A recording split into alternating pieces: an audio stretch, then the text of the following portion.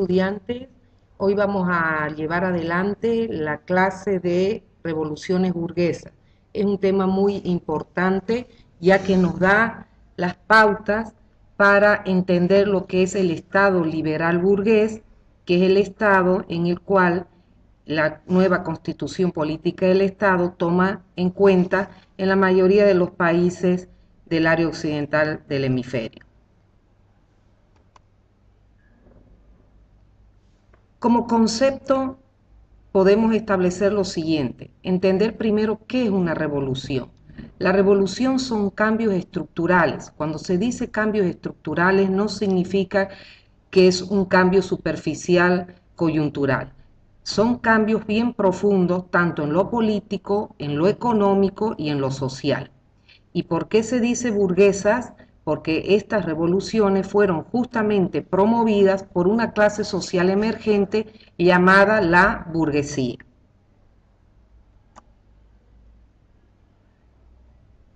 Como todo acontecimiento importante que es parte de la historia, ya que marcan hitos, un antes y un después, y afectan a la mayoría de las estructuras del Estado, es importante establecer la causa de este acontecimiento histórico.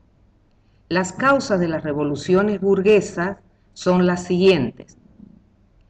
En principio, la injusticia imperante en la época, la inexistencia de los derechos, del reconocimiento de los derechos de las personas, el cobro arbitrario de impuestos, el tipo de gobierno monárquico y absoluto, e inclusive la complicidad de la Iglesia con la clase poderosa, con la clase dominante.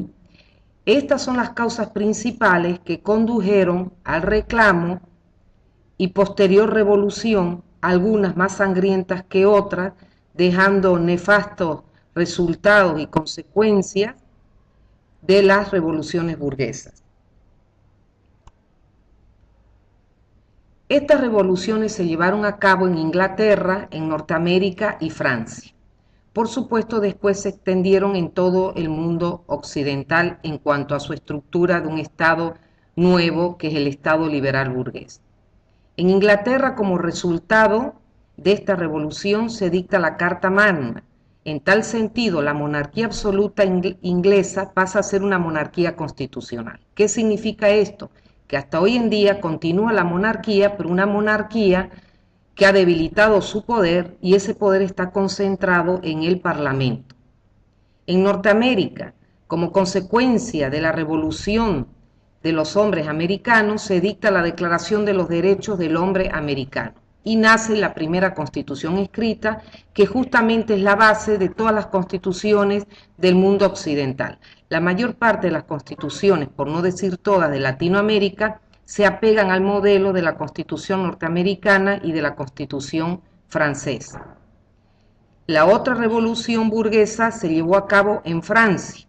Se derroca la monarquía y se dicta la Declaración de los Derechos del Hombre y del Ciudadano, a la vez también que se dicta la primera Constitución escrita. En estos lugares son donde se llevó a cabo estas revoluciones. Cabe mencionar que en el tercer punto, cuando digo Norteamérica, no digo todavía Estados Unidos, porque era un estado, un territorio que pertenecía a la corona inglesa. Una vez ese territorio logra la independencia, entonces nace un nuevo país dentro de la comunidad internacional que se llama Estados Unidos.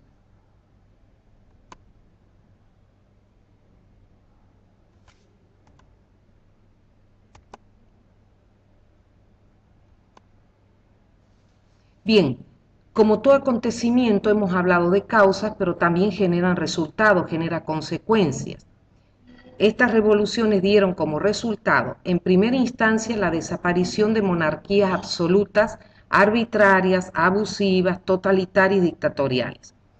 O bien el debilitamiento de sus privilegios, como en el caso de Inglaterra les decía, continúa la monarquía, pero una monarquía mucho más debilitada, ya que el poder se concentra en el Parlamento.